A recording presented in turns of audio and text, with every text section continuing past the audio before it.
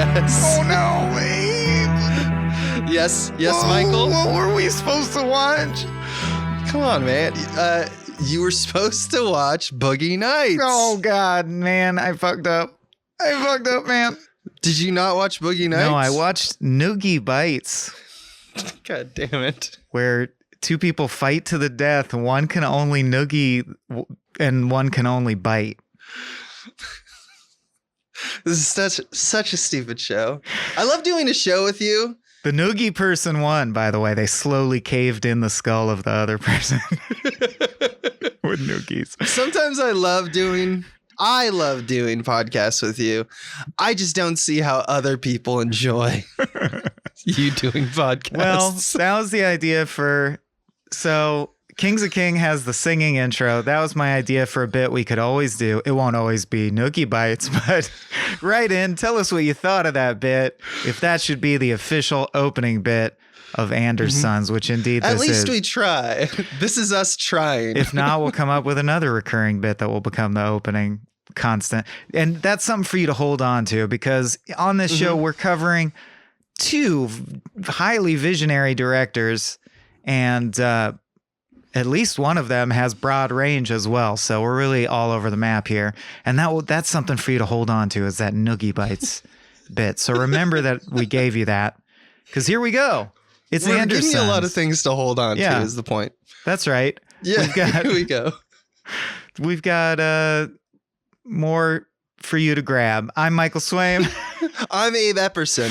And this is Anders Sons, and we're talking Boogie Nights. What year, Abers? You're usually good at that. 1997. Thank you. 97's Boogie Nights by Paul Thomas 97. Anderson this time. And you may have sensed already a passive-aggressive Wes Anderson jab, but there won't be any more, because we're talking PTA today, and I'm very happy.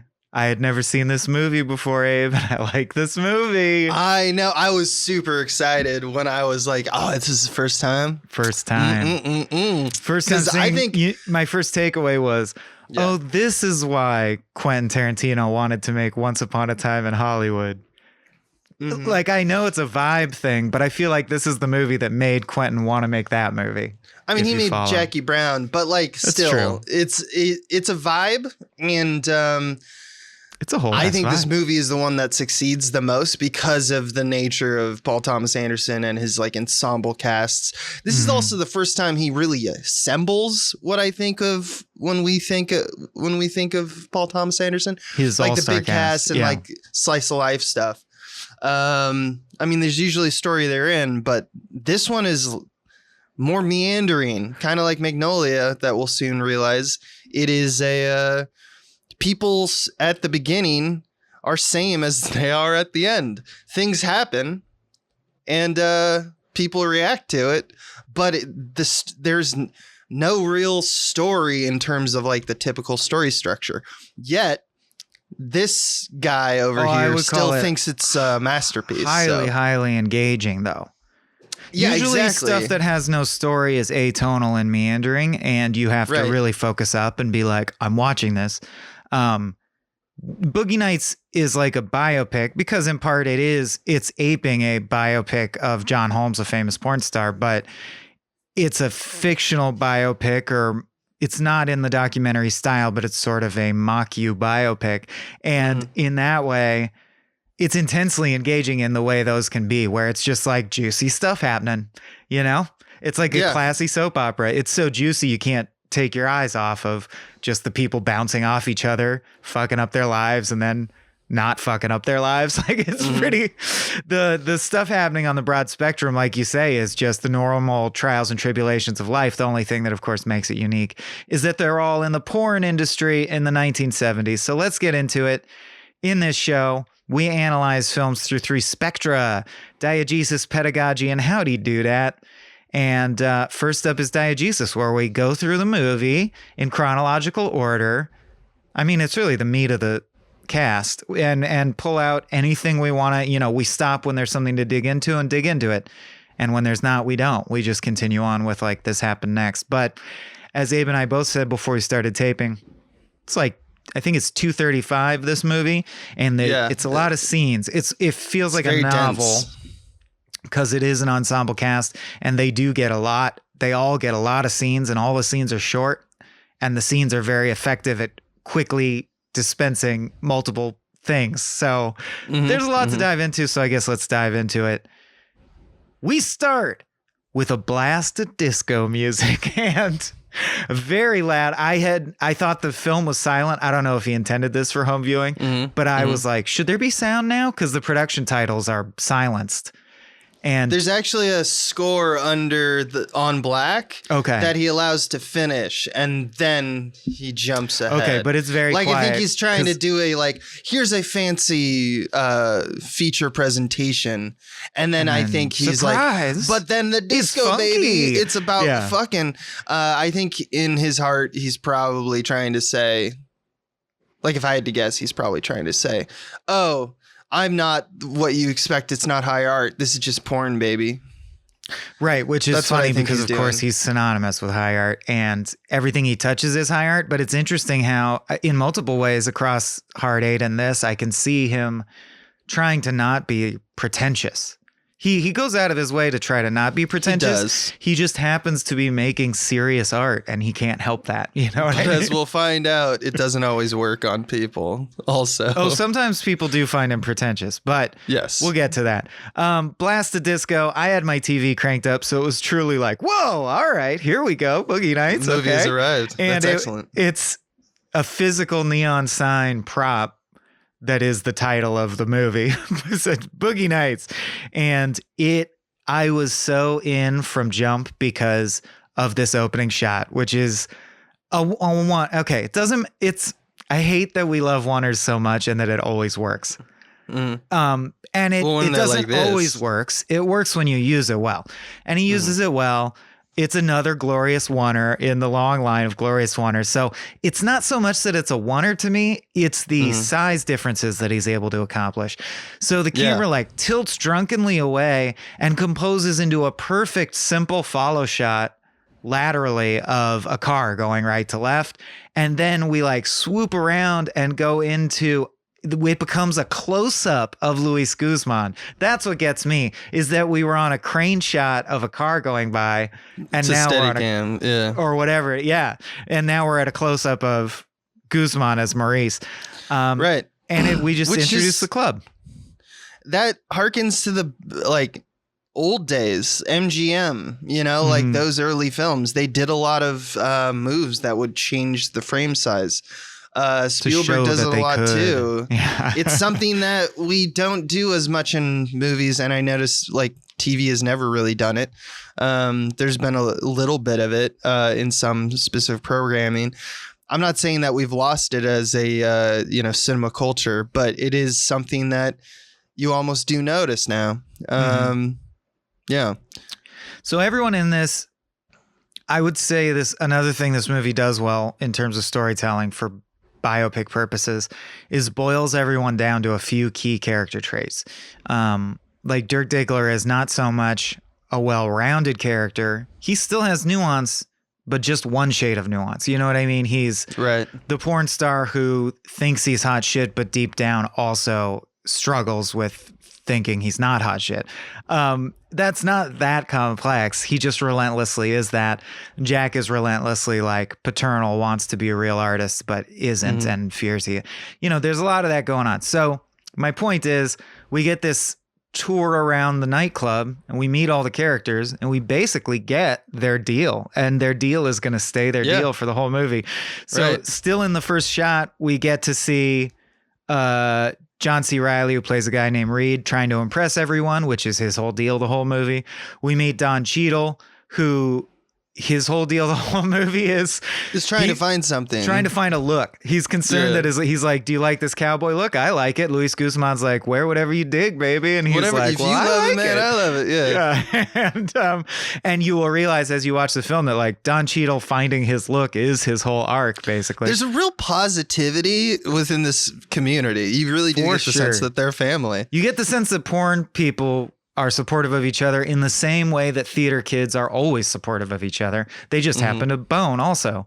Roller just like girl, theater kids. Heather Graham, skates through the club and has to go pee. So she's overtly forward about things that are usually private, and also never takes her skates off. that will be her whole deal throughout the movie. I love that there's a shot earlier. I just wanted to say that Burt Reynolds, who plays the character Jack Horner, when he walks into the club, he zeroes right in on Mark Wahlberg, and they have like a meet cute moment.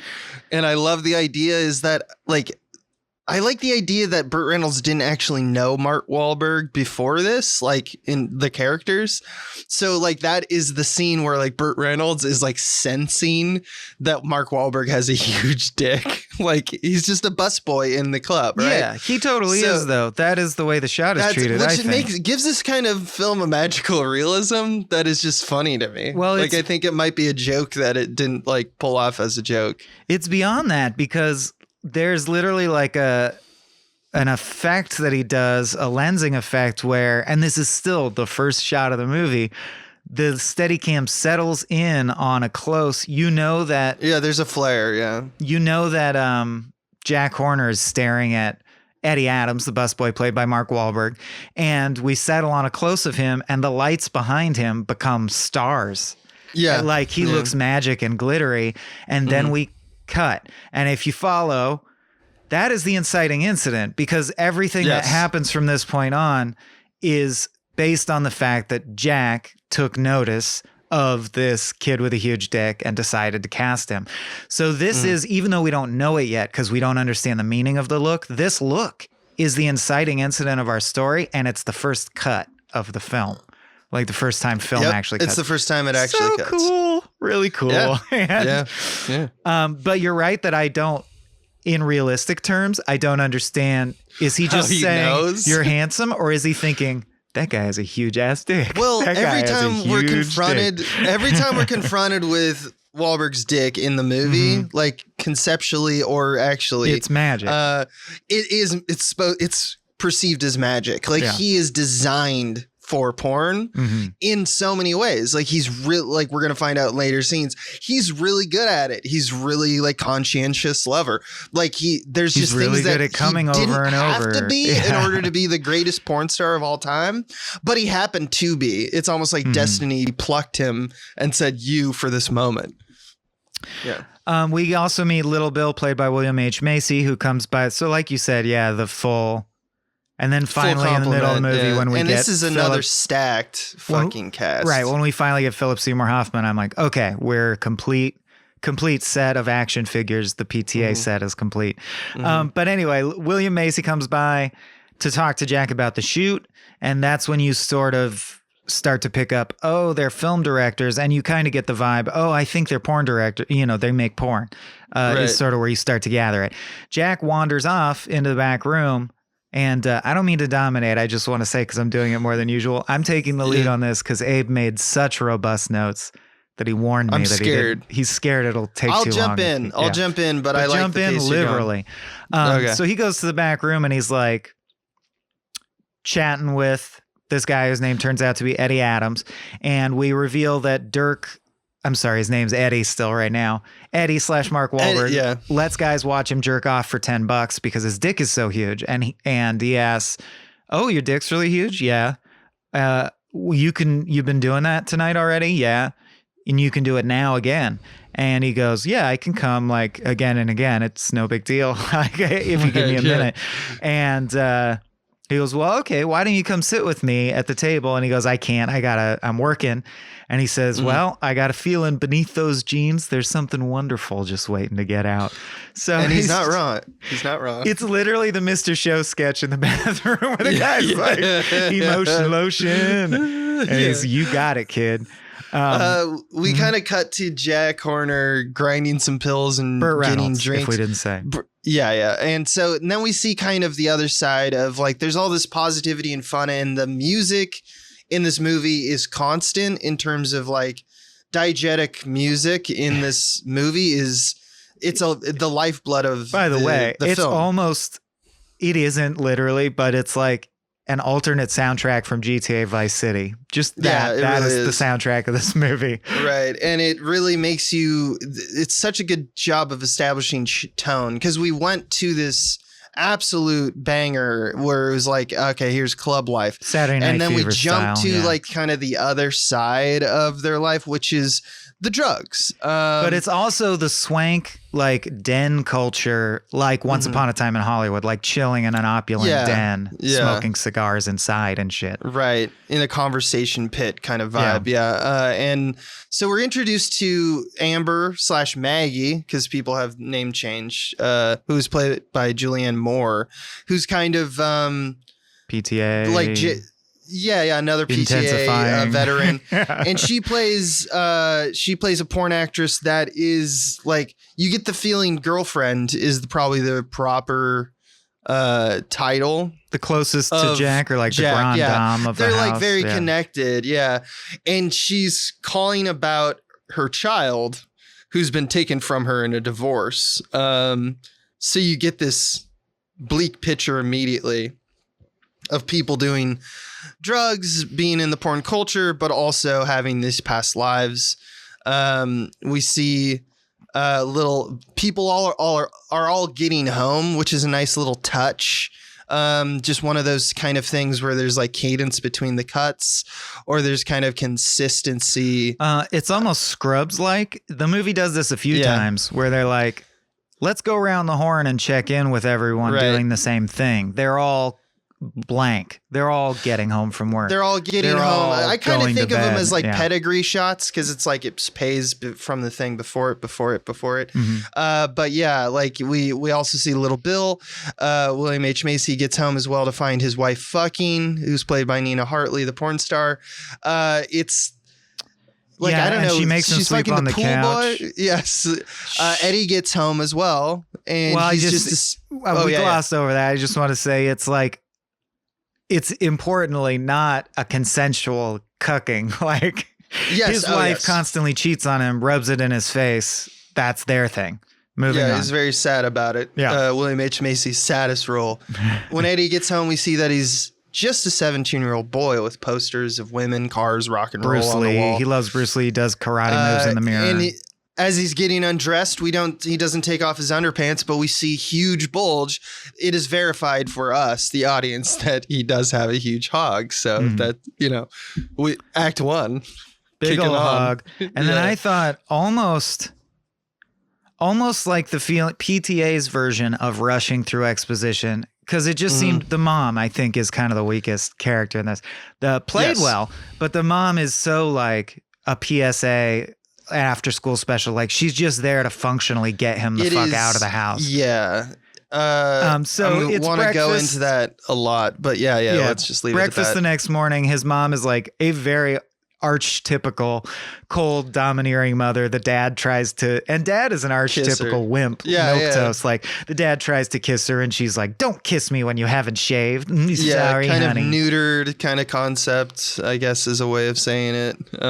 He's not incapable of challenging her in any way. Not porn star. His dad is not porn star. It's setting up archetypes in a very heteronormative way. And his mom's very prim and proper, right? She rejects a kiss. She doesn't like sex. She thinks girls who have sex are sluts and whores. So anti-sex, puritanical environment. And he just quietly gets through breakfast, right? Yeah. And they endure. Though she's cooking for both of them, she's clearly trying to push them towards school. It's like a complex kind of portraiture of, I would argue, WASP culture. Yeah. Then we cut to Buck Swope, who's Don Cheadle, who stacked cast. You get to the end, man. I mean, at the point at which Tom Jane walks in, and you're like, Tom Jane just walks in. Tom Jane's in the movie now, and then Alfred Molina later than that. My favorite is when we actually get to Tom Jane, because Philip Baker Hall enters, and it's like a whole fucking like orchestra, like movements of music happen. And you go, oh fuck, it's Philip Baker Hall, and then it's just like Tom Jane just arrives in the next scene. Hello, like, neighbor. oh shit! It's just like throwing random people at you, and you're just like, now that. Yeah, so It's Buck amazing. is trying to hard sell a guy on a high-end stereo system at the store where he works. He fails because he uses country music. We got to speed through this, man. It's a good scene. It's funny. They're all good scenes. And the boss chews him out, like, why the fuck did you try and use country music to sell him? Yeah, and he's no like, one because I'm a listens to that cowboy. shit. That's my thing. I'm a black cowboy. And he's like, he no one just wants loves that. it. No one knows why. Cut to Roller Girl at school. Can't, basically encapsulating her deal, which is she tries to take a test, but the test is too hard. She can't face it. And she can't face that at school, all the boys, all the boys are not a monolith, I guess, but they're represented by this one shitty boy guy, who turns back and does, aggressive blowjob signals to her. And she gets fed up and leaves. There's no dialogue in the whole scene, which is cool, but you get the impression, this is the day it she's has like, repercussions. in her head, she's like, fuck this shit. I'm done with school. Which and is she skates the away. kind of starting line for one of the other major themes of the movie, which we get into later, just in terms of like the idea of you being involved in porn is stigmatized. Well, it's interesting because insanely. she goes from this to a sex scene where she feels extremely comfortable and it's positive. And I think it also is an attempt to contextualize. You can be a naked porn star fucking all the time. That doesn't mean it's cool for a guy in a context where you didn't consent to aggressively be sexually you. And just in That's a fair general, trying to statement, demean you. I mean, Yeah. that's what she says later. Like I forget what the actual line is, but it's essentially, you don't will not treat disrespect me, like you piece of you shit. don't Yeah. disrespect me. Yeah. She's kind of taking out all of her energy and hatred But we're on one so far particular from dude. there, dude. Yeah. I'm just trying to set him up. Yeah. Set him up. So Eddie, we cut to Eddie Adams fucking his girlfriend Cheryl Lynn. She tells him his cock is magic. He's so good at fucking, she can't believe it. He says, yep, everyone's blessed with one special thing. You know what, Sherilyn? I'm going to be a bright, shining star. That's what I want. That's what I'm going to get. So, man, it's a tale as old as time. Young man sets out to make his way in the world and make his fortune. It just happens to be He's going like, to be a star someday. my dick is big. That is my key. That's my one special thing. Back at the club, Jack tells Roller Girl to go blow Eddie in the back, or we assume because it's kind of just whispered in her ear. And I assume also that the whole point is to report back. Is his dick as magic as it seems? Yeah, which implies the way the cavalierness that all of this like is organized gives you the impression that this is commonplace. Like, oh, there might be a new guy. We'll just go blow him, immediately after we just, cut to the chase. Work's now done. And Jack, Maggie, Roller Girl, all kind of pull up in their car to pick him up and take him to a diner where they have a conversation where Jack tells Eddie about how complex film shoots are and that they're also lucrative. Well, but mainly we get his thing, which is that he wants to be a real artist, right? That's his deal. Yeah, that's kind of his thrust. Also in the scene, we get Julianne Moore kind of, lustfully looking at him. Everyone is like, there's a gravity to Eddie in this movie. All right, stop down. Not the podcast, just that conversation. I don't know why I used that phraseology. I wanted your opinion on those weird drifting shots at the diner that are Amber looking at Eddie and sort of deciding I love this boy, or this is my surrogate son, is what I in retrospect realize the moment is. But what do you think is the impetus behind that choice of those weird drifting to the side shots? What does that mean? Why drift to the side? Why drift to the side? I have to know exactly what you're talking about, to be honest. Well, there's these shots where they're normal centered close-ups, and then it laterals to the side on Wahlberg's side, and it puts the third where your eyes want to fall more on his hand, because his hand is like out in space, and then it cuts kind of short frames him. Yeah, it cuts to her, and it short frames her and puts a bunch of empty space, and her hand is in focus. Well, I mean, short framing for people, like that's putting someone, like that deals with their eye line, right? So that deals with like where they're looking outside of the frame. And then if you choose to put someone boxed in, like you put them against the, canvas wall, so to speak, the frame, you're short framing them, as opposed to what's typically done, which is that they're on the other third, looking on, and they have a lot of distance in the frame between like where their head is and where the person that they're talking to. It's kind of just an aspect of, you know, how you shoot coverage. And I think that typically traditionally short framing puts is space behind their head physically. Yeah, in frame. exactly. And typically short frame is done for a multitude of reasons because it's just a, you know, a way in which to frame someone. But sometimes it's been used as like you're short-sighted or you don't have the full picture. That's one thing people will do.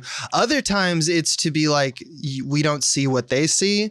And I think it's closer to that. Like the subject sees something that us as the audience or other characters just truly don't see. And I think it's really I also coming from the sometimes thing. think it's used in the comics book way where that's the empty space where their thought bubble would go. Like it's meant to Also actually true, yeah. visualize that you, the audience, should focus more on their mental space than on their I'd lips say and eyes. that's equally as good as any of the reasons I gave. In the case that the reason I'm mentioning it is that like going back to Eddie is magic, just in terms of like when everyone like he's like a drug, you know, in a way, like as soon as you know, what we typically do when we show someone, you know, doing cocaine for the first time or something, we like dolly in, we close in their world, or we do a zoom dolly and expand it. There's always a movement. And I think that those movements are instigated by everyone is falling in love with Eddie, especially Julianne Moore. And I think it's so fascinating that PTA clearly can identify with Jack Horner, or I don't think there's any other reason to put these words in his mouth. That this must be interesting to PTA that he and a porno director share this, because Jack says, "It is my dream to make a film that is true and right and dramatic." And I'm like, that's what PTA is trying to do with this very film we're watching right now. Yeah, I like that. There's a little, and there's a little bit of that later when he's actually making the film too. Yeah. I think he can't help himself. That's one of the reasons that I think we should throw some shade on him for being pretentious. He likes to make films about craftsmen and craftspeople. If I'm going to come at Wes Anderson for being pretentious because of stylistic choices, I definitely think I need to come at P.T. Anderson for writing in his life as a theme. He is talking about himself often through his allegories. Like Phantom Thread is about himself and his own creative process. I think There Will Be Blood appeals to him in a way where it's about reckoning with his own power as the author. Mm-hmm. I do think PTA is often talking about himself, and this is no exception. But anyway, they go back to Jack's house. They agree to do business together. There's a run of lines I like, which goes as follows. "You want to do it? Have sex? Oh, yeah. Roller girl, come sit here on the couch next to Eddie. Here we go. Are we going to fuck? Oh, yeah." I just like the way Burt Reynolds says, "oh, yeah." Oh, yeah. Yeah. And she says, "I don't take my skates off and don't fucking come in me." And he goes, "Okay." And they bond. Eddie immediately comes home to his drunk mom, calling his girlfriend trash. It gets pretty, this is the part that made me go like, so all right, stereotypical. Yeah. She screams, "You're a loser and you'll always be a loser." It does hurt though. It's brutal. The performance makes you really. This scene is talked about in like film schools. Yeah. It's a melodramatic scene, right? It's very melodramatic, but when Mark Wahlberg has spit dribbling down his face and screams, "Please don't do that. Just please don't be mean to me." That's a very pathos laden. It's legitimately bad in that sense, is that it's being overacted. I think it's brilliant. No, I'm saying it's gut wrenching. I'm saying it's very effective. A lot of people criticize this for being wooden. Yeah, I'll book ear it. I mean, the circumstances are definitely pathos oriented, but like the two actors, I don't know. It's just something that I guess I've read and people think, well, I don't think Wahlberg is ever transcendently talented as an actor in this or ever in anything really, but he certainly fits the role fine. Like he looks like a handsome young cut of meat, you know what I mean? Yeah, I think he does show range by the end of this movie, but I think he was cast very specifically for a very bright-eyed, bushy-tail kind of dummy. I'll tell you who I've never given credit though that this movie did completely turn me around on. Tom Jane fucking owns in this movie. Fucking kills in this movie. So much yeah. range that I thought he didn't have. I always thought Tom Fucking Jane Tom could Jane. only play stern, normal man. And this is like the giggling. We'll get there.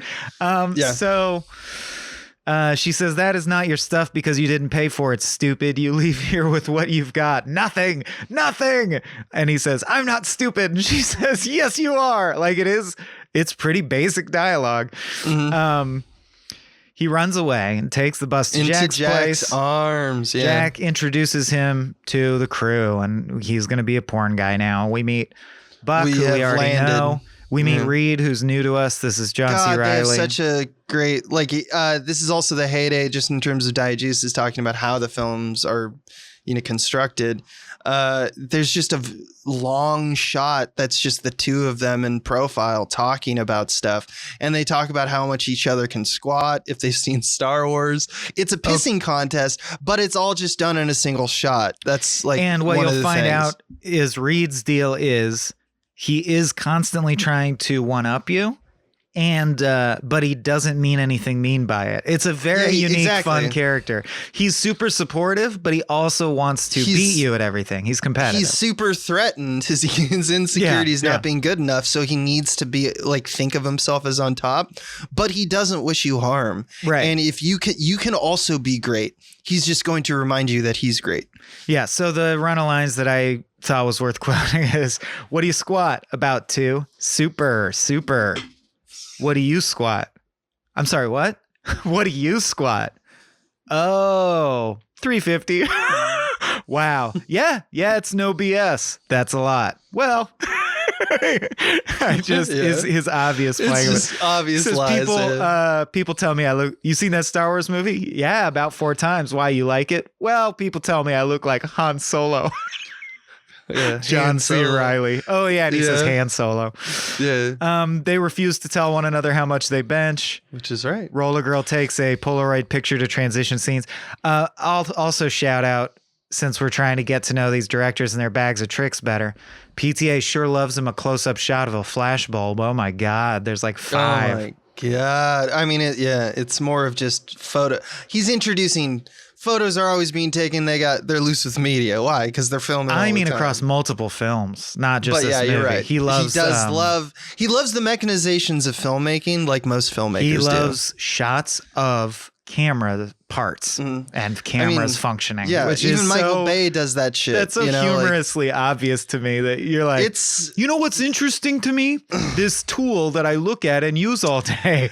Dude, you spend all your time with it. Like, I understand it because I'm in it. I've spent a lot of my working life. And you're like, as, you know, like, a camera really is a metaphor for life. Yeah, exactly. Like, and so you do is shit like that. so is everything. Everything is, dude. It's totally bullshit, but you totally believe it. Why? Because it's all your life is. Imagine your life completely differently where everything is focused on film. You're going to draw conclusions. Everyone gets what we're saying. I don't need to talk anymore. It's great. This is why we do this. Another rich old porno guy arrives with his young lady friend and says hi to Jack. The Colonel! You slowly learn that his name is the Colonel and that he funds the movies. So good. He's the executive producer. So, the young woman he's with says, is there any coke at this party? And just like desperately looks for coke. To do coke, yeah. The way that Burt Reynolds talks, I think, bears repeating. So I like earlier he says to Amber, I love you, honey tits. Sleep beautiful. And in this scene, he says, oh, I'm sure they can find you some coke. You're no bigger than a minute, are you? Shy as a butterfly. Yeah, he's kind of wholesome. He's kind of wholesome in his southern kindness. He's got a 50s, vernacular going on.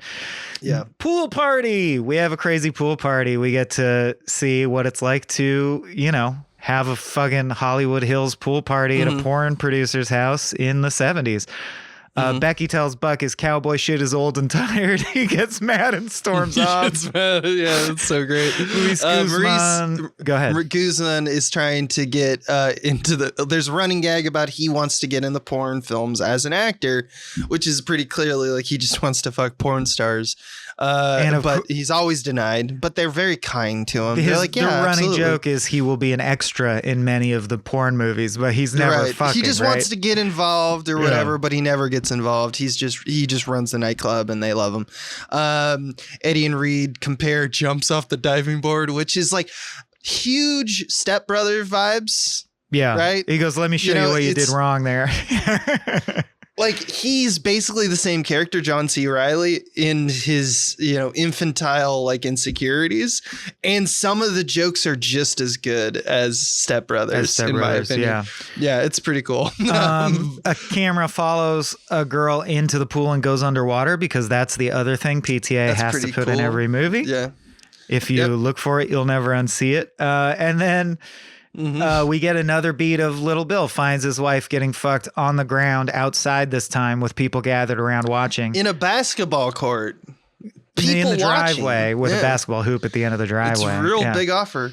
Well, I'll tell you, I was at a beach once in San Diego. It wasn't nude, like nudity was allowed, but I saw a crowd. It was the exact same shot. Like, I saw a crowd of people gathered around, wandered over, and they were watching a porn be filmed. Yeah, it's kind of culty. Like 2 or 3 feet away, just watching a porno be filmed. Yeah. Oh, yeah. Well, this wasn't a porno. Well, I guess it was because someone brought a camera. I got the vibe that someone just wanted to fuck on the basketball That's court. true. No, but I guess we don't really know. That's an assumption by me. We don't know Little Bill. No, it's not a shoot. Bill's You're wife. right. But as this movie will... I thought someone might have had a camera, but I don't know. As this movie will trace the arc of...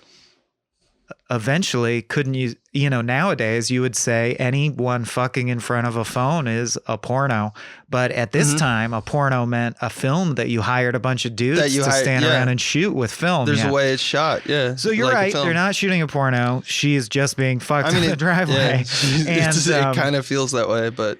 And, basically the Ricky Jay, who's a famous magician that PTA loves to cast for some reason. He's also in Deadwood, dude. I know. He fucking rules. Kurt, the what would he be? The DP, which has another meaning in the porn world. But yeah, sure. He's director of photography. The joke is he comes to. It's basically just a bit. He's like, hey, Bill, I want to talk about the shooting. And Bill can't focus because in the background, his wife's getting fucked. That's the joke. Right. What is funny to me is it's an uncut shot. And I suspect that William H. Macy misspoke and they left it in because it was the best take. But at one point, William H. You know what I'm talking about? Yeah, he actually flubbed his line. Yeah, but they kept it in because they were like, that's believable that he'd flub his line. He says, listen, Kurt. My fucking wife's got an ass in her cock in the driveway. I don't want to talk about the photography for the fucking shoot. It's ass perfect, in her cock. She's got an ass in her cock. What I love about this after he storms off is that the film cuts a little later than is needed, just to show kind of like a bookend joke that Ricky then Jake joins everyone. Keeps walking towards them as if he's gonna go watch. He's gonna go watch. Like, everyone is oblivious to what's your deal, man. Like. And then there's some your wife wants to fuck a lot of dudes. Did you not figure that out? Like, did you not talk that out with her? I'm sorry, because that's what's going to happen. Then there's some shit that is as poignant and forceful as anything in Llewyn Davis, which is Maurice is hanging out with Buck, telling him to wear whatever you want, man, and being really supportive. And there's a phone call, and they go, and he answers, and he goes, you want Maggie? And he calls around the house, Maggie, someone's calling for Maggie. And no one answers. So he goes, I'm sorry, kid. No one here is named Maggie, and hangs up. And we drift over to where Julianne Moore is too coked out of her mind and fantasizing about fucking Dirk to notice that her son called her back. That was her son. Her child. And her friends don't really know her name. They think her name's Amber. Yeah. Yeah, exactly. It's just like so many stacked up things that just makes for a fairly complex and just ultimately tragic moment. In another room, the lady friend OD'd on coke. You can take this scene. The colonel, the woman that the colonel brought, the very tiny lady, ODs on coke. And that's kind of like, you kind of get the vibe. There's a lot of blood. I mean, I guess it's of note, the guy that she was fucking. Mhm. It's the second time someone's OD'd on him. Like, you just get a very kind of, once again, cavalier, like, this is business as usual. Hopefully she doesn't die. Nothing This is really the second comes chick of in it. 2 days that's OD'd on me. Well, maybe you ought to get some different shit, huh? Right. You get the feeling that like people just OD in this world, and sometimes they're fine and sometimes they die, and things just move on. Specifically, there is the sense of always everyone's moving ODing on because that scene, which is a very hefty scene, and the remainder of the film has even bigger scenes and offers in terms of people murders and, you know, stuff like that, that you do get a feeling that like P.T. Anderson is cutting abruptly to the next thing, and you just never consider it, like you as the viewer, because he's distracting you with constant barrage of new information. You never realize, oh, how did that all resolve? No, they're discussing how it's resolved, but they don't like land on anything. And it's just, you get this vibe that they can make stuff like this go away, I guess. Yep. Although not everything. We're introduced really to Hoffman's character, Scotty, in the next scene, who also has eyes for Eddie. He works as a member of the crew. You can tell he's attracted to Eddie, yeah. Yeah, and then the Colonel is actually introduced to Eddie. And they cut to a slow motion close-up of them shaking hands, which I just want to mention. I called out in Hard 8. It's definitely a PTA thing. It's another one of his tropes. Exactly. Yeah. Good eye. So when the Colonel meets Eddie, they talk about a name change. He also sees to ask his, he also asks to see his cock. So Eddie shows it to him, and the Colonel thanks him. I love that back and forth. He thanks him, but then he looks up at camera with a look of delirium in his eyes, like he just saw the face of an angel. Yeah, it's like he has absolute madness. It's like, wow. And I think you're supposed to say, like, everyone feels like we're really going to make money now. The only or something thing I like could that. write in my notes is the Colonel looks gobsmacked, I think is the correct word, by the size of Eddie's cock. That's a great word. Yeah. Later in the night, the party's kind of been over and they're in the spa, so it's kind of the VIP party. Eddie says that he sees a name when he closes his eyes, and it's in neon lights and explodes, and it's Dirk Diggler, which of course is a perfect name. So Jack Horner is, Burt Reynolds is basically, that is, you are God's gift to pornography. Everything that you say is gold, which so far has been true. Reed also writes poems and songs. You forgot to mention. That's I love the you throwaway love me. line at the beginning of that scene where he's like, I write poems. Mm-hmm. God, there's that's another Step Brothers moment. They're just like best friends immediately. Now we cut to it. We're filming porn. We see the crew assembled. I love the AD talking through the porn. I've never worked on pornographic films, but I assume there is something similar to this.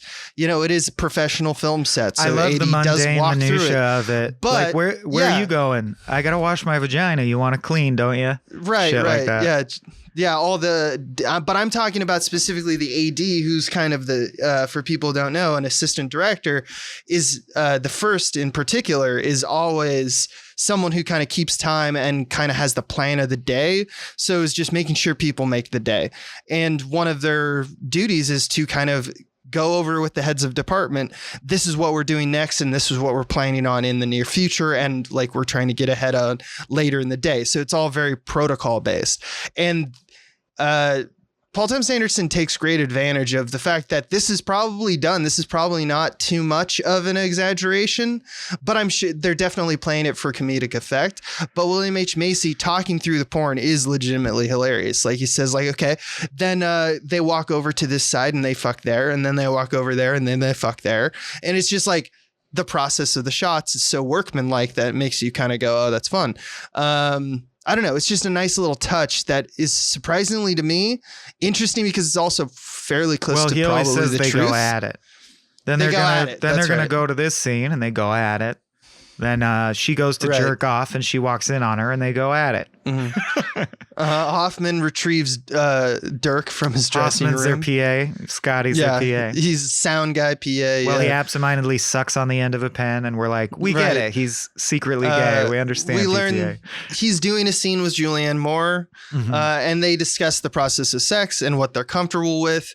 I like this little extra touch as well because I'm not sure in the 70s it was really done this warm, courteous, and communicative between it's really sweet how they adult support each film other. actors. They're really supportive. I think it's another little thing where they're trying to say, or like PTA is trying to say, Dirk Diggler is a gift to porn. Like he is naturally warm, courteous, and communicative, consent oriented. Yeah, he asks her everything. Yeah, Julianne Moore is like. They just like they do it like workman like they're very professional. They pre-agree that he'll come on her tits. Yeah. Yeah. He says, I like where he says, is it okay if I really try and make it look sexy? Would that be okay? She goes, yeah. Yeah.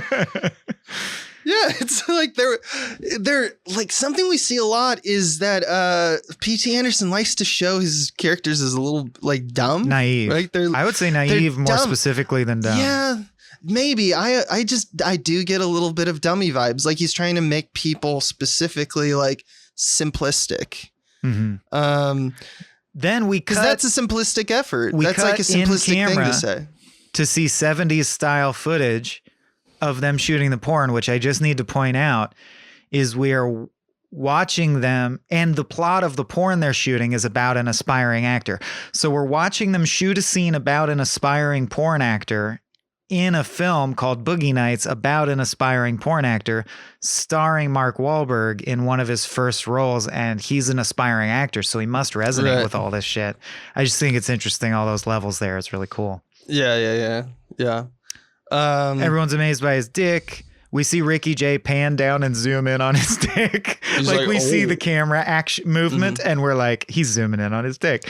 And he's super helpful. He's willing to do it again. Everyone's just being really helpful and positive. Well, that's the other thing is it feels so good that Amber's like, no, come inside me. So he does. And then they're like, unfortunately, we didn't get a cum shot though, because you came inside her, which is all right, but it's not ideal. And he goes, well, if you want the close up, I could just come again on her tits right now. And they're like, you're a machine. You're the best porn star. Like, you're the special boy. Yeah, you're the Neo cartoon. of porn stars. It's a cartoon. Yeah. And then we cut to more nights at the club, meeting people. One of these montages that kind of is peppered everywhere in this film. We hard cut to champagne shooting out of a bottle to represent Dirk's second orgasm, which I do like. Sure, but right. Yeah. I think these scenes are what PTA is more or less known for, like energetic traversing through larger spaces with a lot of people. Because all the scenes are kind of cute. Yeah. Their conversations are mundane, but they lead to more montage, and they give you a great sense of the world and like the many functioning parts of this party. I think perfect example is they cut to them and they just are wearing matching shirts. And the line on the cut is, it's funny you say that because we should be in a band. I love you get so much information from that instantaneously. Really good. More adult film work. He's getting press. Dirk Diggler's growing. Yeah. There's photo shoots, disco dancing. I love that they just take their moment to be like, and disco happens. So everyone got really good at disco dancing, because of course these people would be good at that. They'd be they're good like at whatever's physically fashionable. Yeah. Yeah. And like they're all choreographed doing the dance in like a nightclub. I liked the 4-way split screen that showed reviews of Dirk Diggler whipping by letter as it was read, which must have been, if you follow me, like a huge roll of tape or something swiping by the lens. That's so cool. Like, what a weird idea to get that shot. It's like a close-up of a single line of typed text whipping by eternally the whole time. Yeah, just had to get this like, I think they probably just typed it on a really long piece of paper. Yeah, probably, and pulled it at a constant speed, and then maybe on an 8-track reeler, like the way you would edit film, or whatever you call it, the spinny. Anyway, he sweeps the second annual Adult Film Awards. He's truly a famous porn star now. Reed and Dirk pitch Jack on a James Bond type series about a guy named Brock Lander, who's James Bond, but he fucks, and he agrees to let them write it up. Riley's character, Chest Brockwell, yeah. And at the Adult Film Awards, he gives an acceptance speech saying that porno makes things better, and it's not dirty, it's good, and he's going to keep on rocking and rolling, and he loves the community, and Rocking and rolling, man. does a Bruce Lee kick, and he bows. So it all honestly reminds me of the Lonely Island jam, Pop Star, Never Stop, Never Stopping, because it's just like, we're famous, we're getting famous, you know what I mean? And we see a trailer for the Brock Landers porno. We see a big party at Dirk's new house. He's rich, on his own. He's rich now. Reed does magic tricks at the party. Dirk shows off his portrait of himself, like a terribly painted portrait of him, and his monogram drapes that just have giant D's on them. By the way, that painting sold for like $2,500. That's not even that much. That's so funny. That's so good. It's like a shitty painting you almost could have owned if you really liked this movie and had money. And basically it's through the guise of him. This part of the montage, this is all one musical montage, is through the guise of him touring Amber around his new house. And we get these interesting jump cut crossfades that I thought were very weird. I don't fully understand the meaning behind them, but we see his Asian dojo, his new orange Corvette, more Brock Landers movies. This time Maurice is in them as an extra, so we get the joke there. We're like, ha ha ha, he's in it, but he didn't get to fuck anyone. Then my favorite line in any of the pornos in the movie, when in reference to disco, Chest Broccoli or whatever, Chest Broccoli says, all right, now let's go get some Saturday Night Beaver. And they high five, and you cut to the editing room with Jack standing over Kurt editing, and Jack says, this is the best work we've ever done. Yeah, they're genuine about it. It's so infectious. It's actually believably fun for everybody. It totally reminds me of you and me looking at our early sketches and being like, dude, we did it. It's so funny. Oh my God. So funny. Yeah. They're like loving their own shit. And it's so cliche on the surface because it's just all of the stuff that you're saying, but it is so genuine that it just really shows what these actors are capable of, because they make it endearing. You would take a character that's doing these like actions, and if they weren't the way that that we're being presented with this information, we would think that they're arrogant, egotistical, useless people. But instead we look at them and we're like, I kind of want what they have.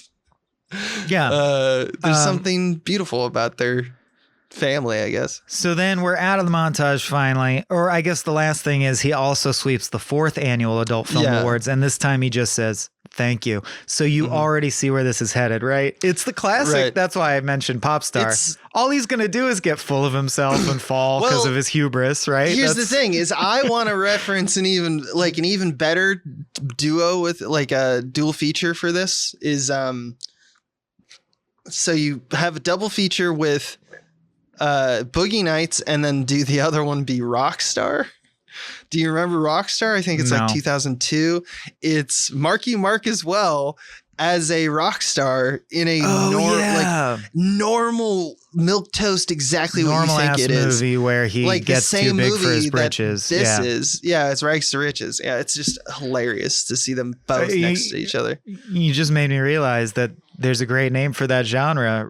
Rags to Riches, too big for your britches. That is those stories. Right. Yeah. So there you go. It's 1980. It's 1979. It's New Year's Eve. We meet, we meet Tom Jane, named Todd Parker, not Todd Packer, Todd Parker. Amber pulls Dirk away for a surprise, and we pass by Buck, who has a new look, which is this like weird, like future African thing, like very bizarre. And he talks about how he wants to open his own stereo store. And that will lead to stuff later. See, this is a weird example of like that scene doesn't really go anywhere. It's just setting up stuff for later. Well, they're going to get married later, but like, they once again, the dumminess comes in though, because before they're talking, Buck is dumb too. Yeah. Because they talk about like the connection that they have is that they're like, I have always thought I was looking at a sunset, but I always thought that like the sunrises are better, and they like finish each other's sentence. I thought no one and it's just else thought that. You guys, but I'm glad that you're having fun. You know? At that same yeah. party, Floyd Gondoli, played by Bookman from Seinfeld, who Abe always remembers the name of, Philip Baker Hall, Fucking perfect. comes in with a crop of new, hung, young, and hungry for cum porn stars to pitch to the Colonel and Jack. And we get the idea that his overall pitch is, I want to switch to video. I want to be more amateur, be less highfalutin and pretentious. And everything's on video now. Like, it's the way the industry is going. And if you're familiar with porn at all, you know that he's right? Or like, porn is now Pornhub or whatever. It's more, there is still professional porn, but there's way Film's more. too expensive. Video's coming. And now there's phones. We just film ourselves having sex with each other and we show each other. And Jack will never shoot video. Because he cares about film. the art part. Right. But then I think probably my favorite shot of anything that Paul Thomas Anderson's done ever. I think this is my favorite thing. Floyd is just a simple man. I assume you wrote it down. Oh, well, before that, yeah, I guess intercut, Amber's surprise for Dirk turns out to be giving him coke for the first time, which I only bring up because later he's going to get hooked on crystal meth. And I like his line. He goes, "Do I look cool when I do it?" And then they bone. All right. But I assume the part you're talking about is Floyd's weird, slight Southern accent, which is only there for this line, it seems. When he goes like, "I'm a simple man. I like butter in my ass and lollipops in my mouth." That's just something I enjoy. Call me crazy, call me a pervert, but there's one thing that I want to do in this life, and it's make $1.01 in this business. I'm not here to hurt you, Jack. I'm here to help you stay one step ahead in the game. It's just, I'm not a complicated. I also love, come on, Jack, I'm not a complicated man. I like cinema in particular. I like to see people fucking on film, but I don't want to win an Oscar and I don't want to reinvent the wheel. Like, he is a Simpsons character. You're holding on too tight. Theaters are already converting. So good. Yeah. And then Jack says, "No, fuck you. There's only 10 minutes left in the new year. I'd like to spend it with my friends. We will or will not continue this conversation." Meanwhile, same party. Scotty drags Dirk outside under the guise of seeing his new car, but then tries to kiss him. Well, does kiss him a bit and apologizes. And in an interesting, I guess, anti-drama, or I just thought it was interesting how the choice is that for the time especially, Dirk's like, "Oh, what the fuck? Oh, but that's okay. No big deal, man. But don't do that. I'm not gay, but it's okay." And like, I thought they did a good job. They brush it off pretty nicely. I think Paul Thomas Anderson does, like, he wanted to not have to present that, right, like the ugliness, because he knew that he was going to show some of the ugliness a little later. Right. I think that direction that he went in is really smart for story reasons, but also just like, I agree. Like, but presentation I guess what I'm saying reasons. is, like you said, it is meandery. It's not tight in the sense that you're like, why did the film concern itself with, well, there's also this guy on the side and he's gay and he tries to kiss him and then nothing comes of that. And it's like, no reason, because it's interesting human observation. That's all. Yeah. Yeah. I did notice, though, that like there's expressions on Marky Mark's face that he's making during the whole time. That are a little bit like, I feel like he's like uncomfortable. Oh, with the he's scene. I don't steeped know. in the He time. doesn't really. He's anti-gay. He is homophobic, but I guess I'm saying it could have been much worse. Yeah. Yeah. It could have been much worse. In fact, I just wanted to point out that I think that the scene work and the intention of the scene, or what it seemed like the scene was leading to, are kind of disassociated. I think Paul Thomas Anderson couldn't reel Marky Mark in. But that's just my that's just what I think. I feel like it's interesting. Well, it doesn't really go anywhere that then Philip Seymour Hoffman sits in his car and goes, "I'm a fucking idiot. I'm a fucking idiot," and cries. Right. You would think that in a normally structured film, that would lead to Philip Seymour Hoffman later doing something. You know what I mean? Or that would have been a turning point for him. But it's just textural in this. It's just a thing that happened one night. And it's just supposed to point out to you, yeah, you're just getting to know the various types of people in the porn business. This is one type. A guy who gets off on the idea of seeing all these hung dudes and is gay and likes to hang around with all the hung dudes. That's a type of guy. So we're just like seeing types of guys. Let's see. Little Bill The finds most effective oneer in the film, I would say, just because Yeah. something actually happens, which is the killing. dread is very palpable. Yeah, Little Bill's wife is literally can't stop fucking, although we don't see her this time because she's hidden behind Because it's a the third doorway. beat, you assume. You go, oh, it's his wife Right. fucking someone. Yeah. During the more or less the countdown of the new year, he goes back to his car, grabs a revolver, shoots all three of them, a reveal by gunshot that it was a threesome, I noticed. Then he shoots himself. Very well shot, very fucking tragic. He shoots himself at watch the it. stroke of midnight. And fun fact, sad fact, this was based on a real porn producer whose porn star wife fucked around on him and he ended up shooting himself in the head on her front lawn. Mhm. So as I found out doing the research for this, a bunch of it is amalgamated from either John Holmes' life, the real porn star, and That's what it or was. Yeah. P.T. Anderson took. Basically, it's a doctoral thesis. Like he researched porn during this period and found a bunch of interesting people and wove them together into a movie. So Little Bill is loosely based on a real dude, and that is sad. And that's what happened to Little Bill. And then it smash cuts to a title card that just says 80s.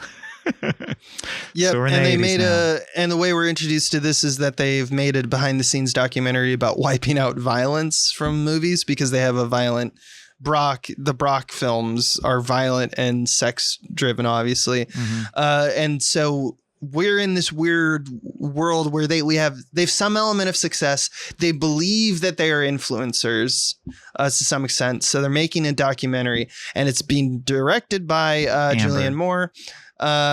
Dirk says that he's saved lives. He's a pompous ass now because he's wearing the exact same glasses I wore in Agents of Cracked. So he's way off the deep end at this point.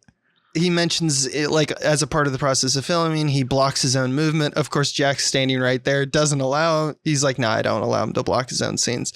So it's just like I don't know. It's just one of those things where Dirk is so much wants to be big, and in this world he is to some extent, but he'll never be like the king. It's also clear that PT thinks karate is inherently funny. Between this and Hard Eight, they have the line, he is a man of many interests: film, poetry, karate, music, and dance. Karate. Yeah.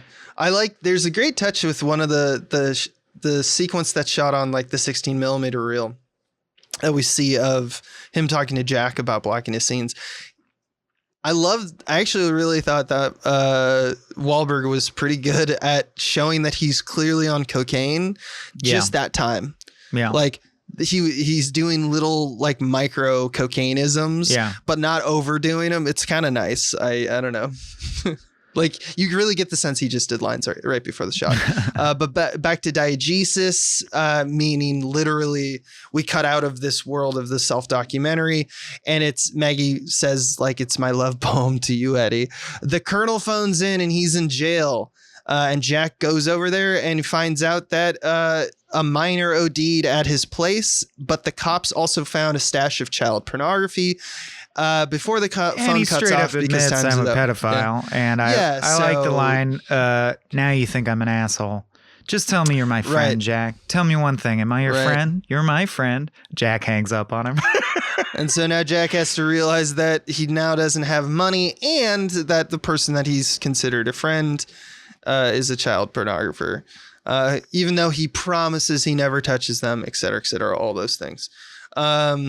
We cut to a wedding we haven't really talked a lot about Becky Barnett and They're just random other people, but they get married. Random other people, but it's good to know that these are the kinds of things that Paul Thomas Anderson likes to do. Yeah. There's been a through line in every party where we check in with Becky, and Becky is this woman who's looking for a man and none of the men are good enough, and then randomly finds Jerome, one of the parties. If this were a sitcom, it would be the runner. Yeah. Yeah, it worked out. They are having a wedding. They're getting out of the life too. They're moving to like Las Vegas, I guess. Moving to Bakersfield, I think, where Tom there's something like they're like, and we'll just go to Vegas every now and then. But they're like, the big thing at the wedding is that Dirk gets pissy because it becomes apparent that Jack is already grooming another guy, which, what did Johnny. you expect? That is the nature of the business. But That's of course, how it he was works. too dumb to, as his mom said, he is stupid. He was too dumb to really foresee that. He thought he'd always be famous and, and we cut to 1983 is the next thing. Yep. I'm cutting you off, but Tom just Jane along. has gotten Dirk hooked on crystal meth, and he's doing crystal meth at a disturbingly high rate of speed. Which also makes him a prick. And we see that because he's mean to Roller Girl and he's casually mean to people when he was never like that before. He was very Ted Lasso-y, like always positive. Always positive. And now he's kind of a prick. He gets mad that Julianne Moore is talking to the new porn boy instead of him. He goes into the bathroom and looks in the mirror and calls himself a star over and over, and then goes outside. And even though he's high on crystal meth, tells Jack, I've got to fuck now. I want to fuck something. Shoot the scene where I'm ready to fuck. And just basically has this equivalent of an onset meltdown, with some good lines. I'm sure you have some lines marked down, the ones I marked down, where you think you're the king, you're not the king. And then Jack says, yes, I am. I like that. Yeah. I also want, of course, the standout line at the end, when he's gone too far, as he goes, I want to fuck. It's my big dick, so everybody get ready fucking now.